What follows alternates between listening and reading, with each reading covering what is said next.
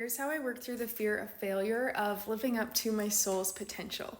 So if you are like me and you have this big calling, you know you're here to do something massive, but you're afraid of what that means, what that's going to require. You're afraid of not reaching it and letting yourself down. You're afraid of the judgment or the embarrassment or the shame of not actually achieving it.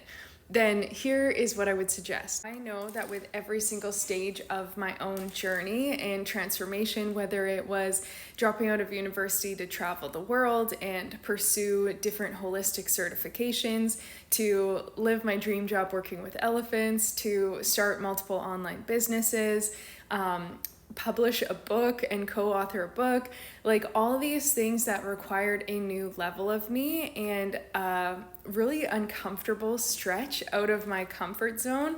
And every single one of those had the potential of failure, right? It had the potential of, what if I let myself down? What if this doesn't work? What if I look crazy for pursuing something and it never happens and I have to go back to working a 9 to 5?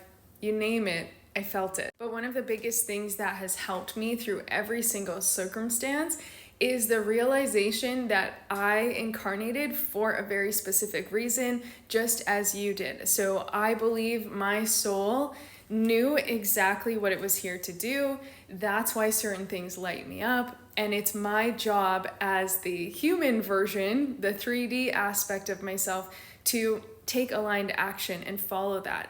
And it's the soul and the higher aspect that's lighting me up and showing those little sparks, showing those glimmers of, ooh, it's time to share your voice and write a book. Ooh, it's time to go work with elephants. Ooh, it's time to start a new movement that's going to empower people around the world. So yes, there have been times where things didn't work out the way I wanted them to, or where it was extra challenging and more than I expected.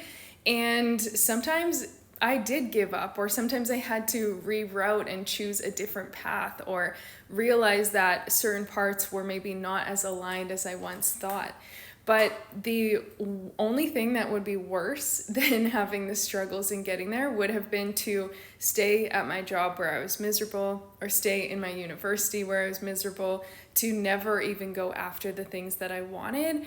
And so for me, there was no other option than to do the mindset work, to build confidence, to create new beliefs, to start to see myself as a new identity, shifting into the successful online coach, shifting into the best-selling author, shifting into the girl who's working with elephants, doing the mindset and energetic work to align with that, so that then I could start to take the action. And once you become that internally, there's way less fear, because you're no longer feeling like there's a separation.